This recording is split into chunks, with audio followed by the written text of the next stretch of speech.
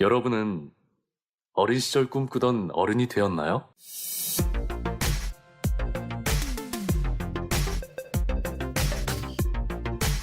우리 아이들의 꿈을 지키고 싶습니다. 학부모를 위한 진로 레시피 시작합니다.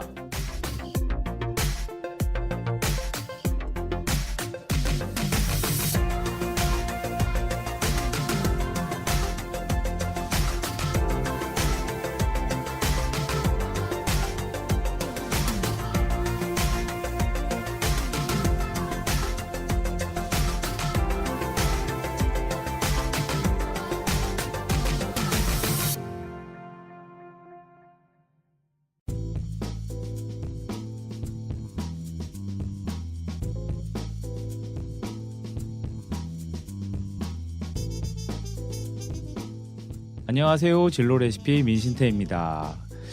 날씨가 갑자기 추워졌습니다. 이 방송을 청취하시는 모든 분들 환절기 감기에 조심하시기 바랍니다. 이번 달 11월 17일에는 2017학년도 수학능력 시험이 있습니다. 준비하는 모든 분들께 좋은 결과가 있기를 진심으로 기원합니다. 아는 건 당연히 맞추시고요. 모르는 건 찍어도 맞는 기분 좋은 결과 있기를 바랍니다. 시험 때문일까요? 공부는 무척이나 답답하고 힘든 것으로 느껴지기만 합니다. 도울 김용옥 선생님 강의를 제가 이제 유튜브에서 봤는데요. 거기서 이렇게 한 단어를 정의하시더라고요. 영어로 to study를 한중일에서는 이렇게 이해한다고 합니다. 중국에서는 염서라고 읽는데, 그러니까 생각할 염자와 책서자를 쓰는데요. 중국어를 제가 못하긴 합니다만 니엔슈라고 이제 하는데, 그거를 갖다가 이제 번역을 하자면 책을 읽는다라는 게 이제 to study. 그러니까 중국에서는 공부를 하다라는 뜻이 책을 읽는다, 책을 생각한다라는 뜻이라고 하고요. 일본에서는 벤큐스루라고 이제 to study를 번역을 하는데, 그게 이제 억지로 노력하다라는 뜻이라고 합니다. 그렇다면 한국은 어떻게 이해하면 좋을까요? 아마 시험을 책상에 오래 앉아서 시험을 준비한, 이렇게 번역하는 건 어떨까 싶습니다. 그래서 공부가 모든 사람에게는 무척이나 힘들고 답답한 것 같습니다. 그래서 오늘 진로 레시피에서는 한 변호사님을 모셨습니다. 변호사님들, 그러니까 법조인들이라고 하면 공부, 한국어 버전은 좀 씁쓸하긴 합니다만은 그래도 어떤 시험을 많이 통과하신 분들이셔서 오늘은 변호사님이 되는 과정, 그리고 그분들께 또 공부의 비법에 대해서 한번 이야기를 나눠보려고 합니다.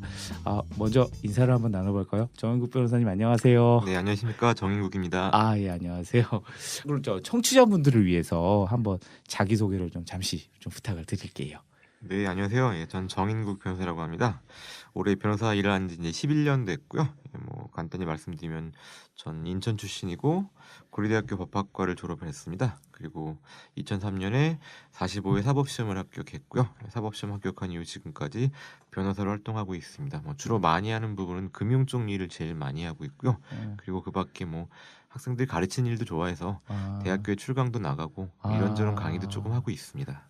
변호사님 오셨는데, 저희가 이제 진로 레시피가 저희가 한 3년에서 한 4년 정도, 3년 정도 됐다고 보는데, 이제 변호사님들이 한 2분 정도, 3분 정도 나오셨어요. 근데 대부분 이제 사회 활동하시는 분이 있고요. 그다음에 이제 큰 거시적으로 법이라고 하는 건 어떻게 보면 시스템이기도 하니까 법의 중요성, 이런 얘기를 이제 해주셨던 분이 계시는데, 저희는 오늘은 좀 더 직접적이고, 어떻게 보면은 많은 청취자분들, 학부모님들이 묻고 싶었지만 체면 때문에 하지 못했던 질문들을 한번 들어보려고 합니다.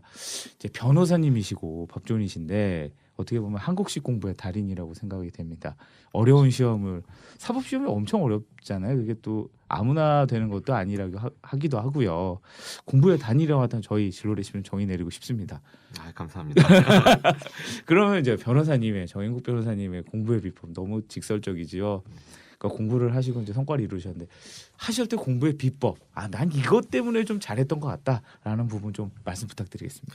이게 일단 여러 가지 이유가 있겠지만 공부라는 것도 본인의 좀 적성에 맞는 부분이 있어야 되거든요. 그러니까 제가 아무리 열심히 운동한다 그래가지고 프로 선수가 될 수 있는, 그렇게 될 수는 없는 것이고요. 그런 부분에서 적성에 맞는 부분이 있어야 되고요. 네네. 다만 공부라는 게 좀 솔직한 부분인 것 같아요. 무슨 뜻이냐면은 이게 천재가 하는 건 아니고, 그러니까 어느 정도 꾸준히 시간을 투입하게 되면 성과가 나오는 부분이 있더라고요.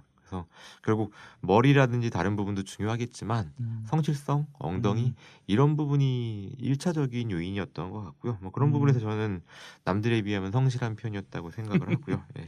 네네.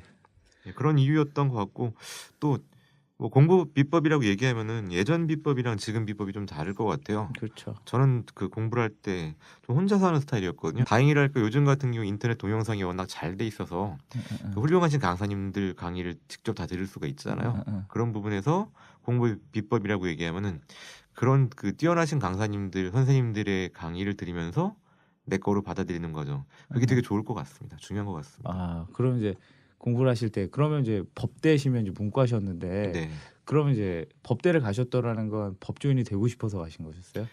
고등학교 때부터 어렴풋이 내가 변호사가 아, 돼야겠다는 아, 아. 생각을 했던 것 같습니다. 아, 그러면 사법 시험도 봐야 된다는 것도 알았고 그러셨을 텐데. 네, 그러니까 중고등학교 때 내가 뭘 될까 좀 고민을 해봤는데 그 중에서 뭐 남들이 너는 다른 사람보다 글을 조금 더 잘 쓴다, 말을 조금 더 잘한다 이런 말을 들었어요. 그러다 보니까 아나운서네요, 그러면. 예, 뭐 그렇다고 볼 수도 있죠. 예, 예. 뭐 그렇다고 볼 수도 있는데 아나운서는 일단 얼굴이 안 되기 때문에 그건 어려운 부분이었고요. 그래서 변호사가 되고 싶다는 거는 어렴풋이 중고등학교 때부터 생각해 왔던 것 같습니다. 그럼 이제 공부를 하실 때 그래서 이제 법대를 선택하시게 됐고 네, 그래서 이제 고려대학 법대를 가셨는데 네. 그때도 이제 그러니까 솔직히 대학을 갔을 때는 좀 놀고 싶다. 그리고 네. 이제 변호사님 같은 경우도 대학 다니실 때 요즘은 솔직히 뭐 취업 문제 때문에 대학교 1학년 때부터 공부 참 많이 해야 된다고 하는데 다니실 때만 해도 그렇게 막 공부 막 열심히 하고 그러지 않은 상황이었잖아요. 근데 법대 그 변호사를 한다 그러면 내가 공부하겠다 이런 심정인데 공부가 좋으셨나요? 근데 이게 저희 학교 같은 경우에는 네. 중간에 본인이 뭐 다른 생각을 가져서 그 공부를 안 하는 경우는 있어도 법대에 나온 사람들은 거의 대부분 일단 사법시험을 시작을 했거든요. 그러니까 사법시험을 하는 시기가 1학년 때부터 하는 분도 있고 나중에 군대 갔다 와서 하는 분도 있겠지만 일단 자연스럽게 다들 사법시험 공부를 하는 분위기라서 저도 거기에 편승해서 시작했던 것 같습니다. 아, 그러셨구나. 그 예전에 그 선배님이시죠, 김두식 교수님이라고. 헌법의 풍경이라는 예, 예, 책을 저자. 썼던 분. 예, 예. 그분이 이제 예전에 그런 얘기를 하신 적이 있었어요. 자기가 이제 사법 시험을 그러니까 저희 같은 이제 범인 이제 사람들이 봤을 때는 완전 천재급이신데 그분도 이렇게 얘기하시더라고요. 사법 시험을 준비하고 나서 준비를 시작했을 때 잘 되지 않을 가능성에 대해서 생각을 하니까 너무 두려웠다고. 어떠셨어요, 변호사님? 그러니까 제일 불안한 거는 내가 시간을 투자했을 때 붙을 시험인지 아닌지를 알 수 있는 게 되게 중요한데 사실 사법시험 같은 경우는 그게 그렇지가 않거든요. 그러니까 합격률이 최종 합격률이 3%예요. 그러다 보니까 정말 머리 좋은 사람은 붙겠지만 그게 아닌 어느 정도 일정 정도 이상 공부를 하는 사람들이라면 운도 중요하고 그밖에 그 부수적인 요인도 중요하고 그래서 내가 붙을지 떨어질지를 몰라요. 그 부분이 가장 사실 불안했던 것 같습니다. 예. 아, 그걸 어떻게 이겨내시나요? 붙을지 모르는데 몇 년을 해야 돼.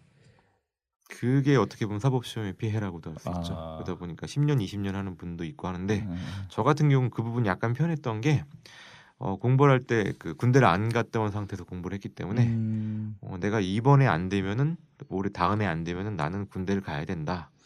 이게 군대를 갔다 오고 나면은 굳는다 머리는. 그리고 그때 가서 또 할 수 있을지 모르니까 그 전까지는 하자라는 생각을 갖고 했기 때문에 일종의 배수진이었죠. 예. 그러시면 이제 변호사 되신 분을 예전에 아마 사석에서 뵌 적이 있는데 그분이 그 얘기 하시더라고요. 정말 자기가 이제 종교는 불교가 아닌데 절에까지 들어가서 공부를 했다. 네. 그리고 사당 오락 진짜 맞는 말이다. 그리고 정리 노트를 자기가 정말 무지막지하게 많이 만들었다. 뭐 이런 얘기. 근데 그분이 되게 성격도 호탕하고 공부하는 이미지가 아니시거든요. 네. 그런데 그렇게 하시면서 붙었다고 하시더라고요. 근데 어떻게 그러면 그 과정이 하셨어요? 아까 뭐 과정. 4당 오락 얘기를 하셨는데 음, 뭐 단기간은 4당 오락이 가능할 수 있거든요. 음. 그러니까 뭐 중간고사, 기말고사 우리가 흔히 초치기라고 하잖아요. 예, 예, 예. 그건 가능한데 사법시험 평균 수험 기간이 5년이에요. 5년에서 와. 7년이기 때문에 그 기간을 4시간을 잔다? 음. 그건 어려운 것 같고요. 음. 6시간, 7시간 충분히 자되 장기적으로 그 페이스를 유지하는 게 더 중요했던 것 같고요. 성실하게. 예. 그런 부분에서 제가 남들에 비하면 조금 더 성실했던 것 같습니다. 딸이 뭐 슬럼프란 것도 없었고 뭐 게임이라든지 뭐 당구 이런 거에 빠진 적도 없었고 그런 부분이 장점이 아니었을까 싶습니다. 어떻게 보면 멘탈이 굉장히 강하신 것 같아요. 흔들림 없이 계속 할 수 있다라는 건. 그러니까 멘탈이 강하다는 것도 내가 이걸 정말 하고 싶은데 내가 음, 고시 공부를 해야하기 때문에 안 하겠다 이렇게 꼭 눌러 참은 게 아니라 본인이 관심이 덜 가는 부분이 있고 더 가는 부분이 있잖아요. 저는 너무 모범생 같은 발언일지 모르겠는데 공부에 관심이 더 가고 그 다음에 게임이라든지 뭐 도박 그 다음에 당구 이런 데는 관심이 덜 갔던 것 같습니다. 예. 그러니까 지금 얘기를 들으면서 학부모님들은 그런 생각하실 것 같아요. 아 이거 될 사람이 되는구나 뭐 이런 생각하는데 주변 같이 이제 뭐 저 동기분들 있으시잖아요. 네. 저희 뭐라 그래 연수원 동기분들도 있으시고 한데 네. 그분들이 다 변호사님 같지는 않을 것 같은데. 그렇죠. 그러니까 사람이 100명이 있으면요 100가지 공부 방법이고 100가지 스타일이 있거든요. 근데 대체적으로 보면은 최소 수준의 성실성 이런 거는 있는 것 같아요. 근데 어떤 그 연수원 다닐 때도 서로 그 할당받은 주제 같은 게 있어요. 무슨 행사라든지 그런 게 있을 때 일을 맡겼을 때 노는 거 좋아하고 하는 분들도 자기가 맡은 거 자체는 확실하게 하더라고요. 그러니까 최소한의 성실성 그 부분이 밑바탕이 되어야 그 뒤에 또 다른 부분이 접목도 가능한 거고 또 다른 부분 차이가 있다고 하더라도 합격하려면 최소한의 성실성이 제일 중요한 것 같습니다. 오늘 계속 많이 나오는 단어가 성실성이라는 단어. 학생들이 싫어하겠는데요. 근데 그 성실함이라는 건 뭐 사회생활에도 가장 중요한 거기 때문에 아마 네. 학부모님들도 많이 좋아하시는 단어가 되지 않을까 싶습니다. 그러면 요즘은 지금 뭐 네. 그 변호사님께서는 사시를 보셨다고 하셨는데 요즘 또 다양한 뭐 법조인이 뭐 대학원이라는 네네. 과정이 생겨가지고 얘기하는데 이걸 좀 요즘 좀 논란이 있기도 하고요. 그래서 네. 조금 변호사님께서 저희 청취자분들을 위해서 좀 정리된 요즘 이야기를 좀 말씀 네. 좀 부탁드리겠습니다. 그 사법 시험은요 내년으로 폐지됩니다. 그러니까 2018년도가 마지막 예. 시험이다. 폐지되고 한 10년 가까이 사법 시험과 로스쿨을 병행했었는데 이제 로스쿨 1년화로 바뀌는 거고요. 일단 각각의 장단점을 말씀드리는 게 제일 좋을 것 같아요. 네네네. 사법 시험의 장점이라고 얘기하면 공정화되는 거. 음, 그러니까 뭐 대통령 아들, 국무총리 아들도 음, 그 법원에서 검찰에서 원하는 성적을 갖지 못하면 판사 검사가 될 수 없고요. 사법시험 합격하는 과정 자체도 자기가 아무리 고관대작의 자녀라고 할지라도 실력이 안 되면 성적이 안 되면 못 점수가 안 붙는다는 거예요. 되면 그런 부분에서 패자가 승복할 수 있는 제도라는 장점이 있고요. 다만 단점이라고 하게 되면은요 너무 운이 좁죠. 그러니까 3%라는 거는 결국 3명을 뽑기 위해서 97명이 들러리가 돼야 된다는 얘기인데 그러다 보면은 그분 사회적 비용도 많고 또 공부하는데 드는 시간이 너무 오래 걸려요. 보통 합격하는데 걸리는 시간이 5년, 7년이 기본적이라고 하니까 그런 부분에서 발생하는 사회적 비용, 고시낭인 이런 게 문제일 거고요. 반면 로스쿨 같은 경우에는 장점이라고 하게 되면은 비교적 합격은 쉽습니다. 그러니까 3년 로스쿨 과정이고 또 합격률 같은 경우도 75%니까요. 그러니까 본인이 정말 법학의 적성에 안 맞는다든지 혹은 불성실하다든지 뭐 공부를 안 했다든지 그런 분이 아니면은 노력하면 일정 정도 이상이면 붙는 것이고요. 다만 단점이라고 한다면 로스쿨에 입학하는 과정에서 과연 이게 어떤 기준을 통해 가지고 입학을 하는지에 대해 불분명한 부분이 많다는 거. 그리고 로스쿨을 마치고 나면은 75%가 붙는다는 얘기는 그만큼 많이 배출된다는 얘기거든요. 그러니까요. 그러니까 법률 시장이 이 사람들 소화를 못 해요. 그러면은 어떤 사람들을 뽑아갈 것이냐라고 했을 때 로펌이라든지 이런 데에서 실력이 뛰어난 사람을 뽑을 수도 있겠지만 아버지가 누구냐 그러니까 이렇게 그 사람의 배경 이런 부분이 취업에 있어서 영향력을 발휘한다는 거 이게 문제라고 할 수 있겠죠. 그러면 지금 그러니까 저희가 이제 청소년들을 이제 청소년들이 이제 학부모님들이 많이 들으시는데 그럼 이제 준비한 법조인이 되고 싶은 친구들이 있을 것 같아요. 네. 이런 분들 같은 경우 어떻게 준비하는 게 그러니까 뭐 공부를 열심히 하는 것도 아닌 것 같고요. 지금 내년부터는 뭐 로스쿨 제도가 들어가는 거니까 어떤 준비를 하면 좋을까요? 일단 뭐 중고등학생 보고 뭐 법에 대해서 공부를 하라 이런 건 아무 의미가 없는 것이고 다만 그 로스쿨에 들어가기 위해서는 중요한 게 여러 가지 요인이 있는데요. 대학교 때 학점 중요하고요. 일단 뭐 명문대 출신이 아무래도 유리하겠죠. 대학교 때 학점 그리고 뭐 법학 적성 시험이라는 시험이 있습니다. 그 점수 그리고 그 밖에 면접 이런 게 있는데 제가 얘기 들어보니까 뭐 대학교 때 학점이라든지 법학 적성 시험 성적은 다 비슷하대요. 일종의 정량 평가에서는 차이가 안 나고 정성 평가, 면접이라든지 자기소개서 이런 부분이 많이 차이가 나는 부분입니다.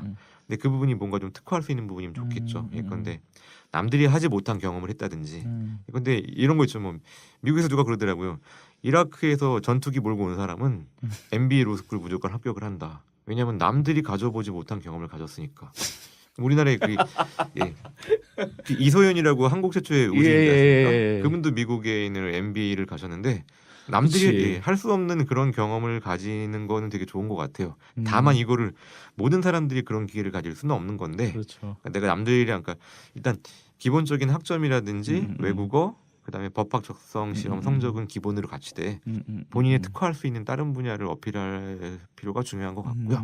네, 알겠습니다. 그러면 너무 이제 시원시원하게 말씀해 주셔서 저희가 너무 감사드리고요. 그럼 이런 것 같아요. 예전에 저만 하더라도 뭐 이전에 법대 남자는 법대 가라 그랬어요. 그래서 법의 중요성을 솔직히 20대 때는 알지 못합니다. 네. 왜 법대 하고 용어도 생소하고 그게 뭐 되게 힘드는 거잖아. 그런데 한 살 한 살 먹고 저도 직장 생활을 하면서 아 법은 참 중요하구나. 정말 중요한 거였구나라는 걸 이제 진급하면서 알게 되거든요. 네네. 그러니까 지금 법을 공부하셨던 분으로서 네. 법을 왜 공부하는 게 좋은 거고 네. 법이라는 건 뭘 공부하는 건지 조금 설명을 부탁을 드릴게요. 일단 그 워드를 치다가요. 음. 법을 잘못 치면 밥이 되거든요. 음. 그러니까 결국 법이라는 게 제가 보기엔 밥이랑 연결된 것 같아요. 그러니까 음. 결국 먹고 사는 문제와 가장 직결돼 있는 부분 같고요. 음. 그러니까 법학을 해서 먹고 산다 이런 부분이 아니라 사람들이 먹고 산다는 문제가 남들이랑 부딪히고 사회생활을 하는 과정이잖아요. 그렇죠. 이런 부분에서 계속 분쟁이 발생하거든요. 근데 그런 분쟁을 발생했을 때 해결하려면 법을 아는 게 중요하고 또 더 중요한 거는 분쟁을 발생하지 않도록 미연에 방지하는 게 중요하거든요. 법률 리스크라고 얘기하는데 법을 훈련 받으신 분들은요 이런 부분에서 내가 어떤 행동을 할 때 어떤 결과가 나타날지에 대해서 정확히 알아요. 그러다 보니까 그런 리스크를 줄일 수 있다는 거.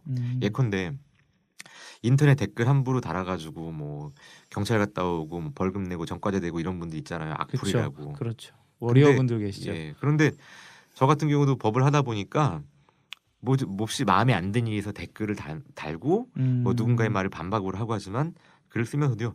야 여기까지 쓰면 저 사람은 화는 나겠지만 법적으로 문제가 되진 않겠다. 이런 걸 알아요 사실은요. 마지노선. 네, 그러니까 그런 부분을 정확히 그러니까 경계를 알 수 있다라는 게 사회생활을 하는데 그 리스크를 줄이는 거죠. 위험을 줄이는 거죠. 그러니까 이게 뭐 굳이 뭐 형사적으로 범죄가 되는 것뿐만 아니라 뭐 계약서를 쓴다, 장사를 한다, 남들이랑 동업을 한다. 이때도 이런 부분이 훈련되어 있는 사람은 그런 분쟁이 발생할 가능성을 미리 줄일 수 있거든요. 이런 부분에서 중요한 것 같습니다. 그럼 보통 이제 리갈 마인드라고 하는 얘기 저도 네. 이제 들어본 적이 있어요. 이제 그걸 언제 들었었냐면 그 법률 서적을 갖다 뭐 저도 뭐 서점을 가끔 갑니다. 읽습니다. 네. 야 이분들은 도대체 뭘 공부하나 읽혀지질 않아요.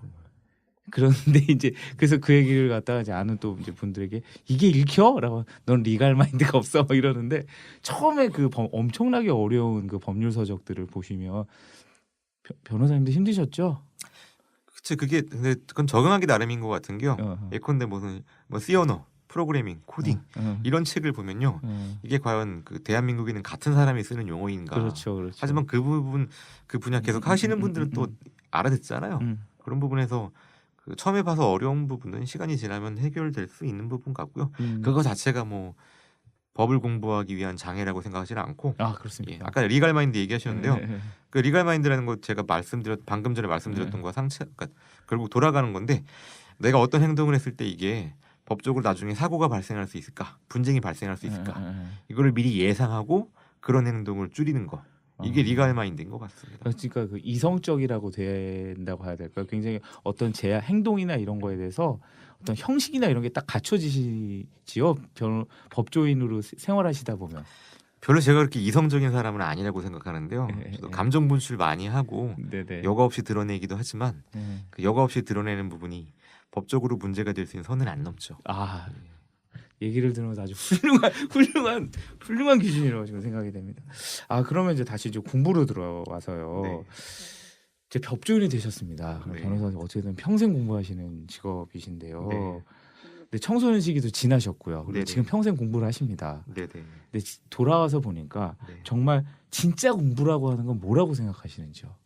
일단 뭐 제가 학자가 아닌 사람이 진짜 공부가 무엇이냐 말하는 게 약간 그래도 일반 정확하지 않은 부분이 직장인들보다는 있고, 책을 훨씬 많이 읽으시니까. 그러니까 저는 주로 돈이 되는 공부를 많이 했거든요. 아, 예, 네네. 그게 진짜 공부라고 생각하지는 않고요. 예. 그러니까 내가 그 청소년기에는 제가 하기 싫은 과목도 하고 하기 싫은 공부도 했어야 되는데 지금 와서 공부를 하다 보니까 제가 하고 싶은 공부만 할 수 있다는 게 되게 좋은 것 같아요. 하고 싶은 공부를 할 수 있다는 게. 예컨대 그냥 우리가 오타쿠 매니아 이런 분들 있잖아요. 그렇죠. 그럼 역사 오타쿠 매니아 이런 분들은요. 무슨 뭐 제2차 세계대전 그러면은요. 아, 몇 년 몇 월 며칠 뭐 소련군이 아. 어디를 뭐 몇 명이 진격을 했고 이런 부분까지 알아요. 있습니다. 예. 저도 한 명 있습니다. 그러니까 제가 하고 싶은 말은 그런 부분, 그러니까 내가 하고 싶은 공부를 할 수 있는 게 좀 나이 들어서 공부하니까 매력인 것 같고 나중에 하실 때 그 여기 청소년분들도 그렇고 본인이 어떤 분야의 오타쿠 매니아라면 내가 좋아하는 분야를 공부를 하는 거 그게 진짜 공부가 아닐까. 물론 계속 그것만 할 수는 없어요. 저 같은 경우도 변호사로서 금융 사건을 많이 한다고는 하지만 금융 이외 사건도 먹고 살기 위해서는 안 할 수가 없거든요. 근데 가급적이면 제가 하고 싶은 분야로 방향을 좁히려고 하는 거죠. 네. 그런 부분이 진짜 공부인 것 같습니다. 아, 예. 그러면 이제 마지막 질문입니다. 이제 네. 다시 청소년 시기로 돌아가실 수도 있고요. 네. 이제 그렇게 가정을 했을 때 이 방송을 듣는 이제 청소년과 학부모님들에게 네. 내가 청소년으로 돌아갔을 때 이게 좀 후회스럽다든지 이거는 꼭 너희들아 해라. 아니면 학부모님 이건 꼭 지켜주십시오. 이건 꼭 아이들에게 하게 하는 게 좋습니다라고 하는 게 있으면 마지막으로 좀 부탁의 말씀이라고 해야 될까요? 좀 부탁드리겠습니다. 뭐 항상 뭐 의사결정의 기준은 그 지금 나중에도 할 수 있는 것이냐 아니면 지금 아니면 못하는 것이냐 이게 되게 중요한 것 같은데 네네. 결국 청소년기 아니면 못하는 거 또 나중에 하면 큰 의미가 없는 이런 부분을 청소년기에 했으면 좋겠어요. 저 같은 경우는 지금도 아쉬운 게 그 청소년기 때 당구를 안 치셨죠? 뭐 당구 안 친 거는 딱히 그런 건 중요한 건 아니고요. 청소년기 때 그 제가 음악을 되게 지금 좋아하는데 그 당시에 음악이라든지 이런 부분을 제대로 할 수가 없었어요. 네, 그러니까 음악 예술 부분 이런 부분을 제대로 못했던 거, 뭐 악기를 하나 다룬다든지 무슨 뭐 노래를 더 뭐 공연을 한다든지 그런 부분을 못했던 게 아쉽고요. 그리고 또 학부모님들한테 말씀드리면은 뭐 이게 약간 좀 우스운 얘기지만 나이 들어서 영어를 하면은요 한계가 있더라고요. 그러니까 저 같은 경우 중고등학교 때 청소년 때 제대로 된 영어 공부를 못 해봤던 거 그게 너무 아쉬워요. 지금 제가 뭐 영어 번역도 하고 책도 쓰고 하지만 외국 사람들이랑 얘기를 하면은 회의는 되는데 농담이 안 통해요. 그렇죠. 예. 무슨 말씀인지 예. 농담이 안 됩니다. 그건 정서적 교감이 안 돼서 그렇거든요. 근데 그런 영어는 중고등학교 때, 초등학교 때 어릴 때부터 영어를 생활화해야 되는 부분인데 그런 부분이 아쉽습니다. 아주 마지막 말엔 저도 아주 뼈가 사무칩니다. 아, 오늘 저희 진로 레시피는 정인국 변호사님을 모시고 공부에 대한 이야기 그리고 법조인이 되는 과정 그리고 바뀐 그 법조인이 되는 과정에 있어서 아주 충분히 아주 그냥 진솔하게 말씀해 주셔서 너무나 감사드립니다. 정인국 변호사님께서 계속 반복됐던 단어는 성실성이라는 단어. 엉덩이를 오래 붙이고 그리고 하기 싫은 일도 할 수 있는 성실성이 아마 오늘의 정인국 변호사님을 만든 것인 것처럼 말씀을 해주셨습니다. 성실하게 오늘을 살며 좀 싫지만 성실하게 내일을 준비하는 여러분이 되셨으면 좋겠습니다. 진로 레시피는 오늘 이만 마치겠습니다. 감사합니다.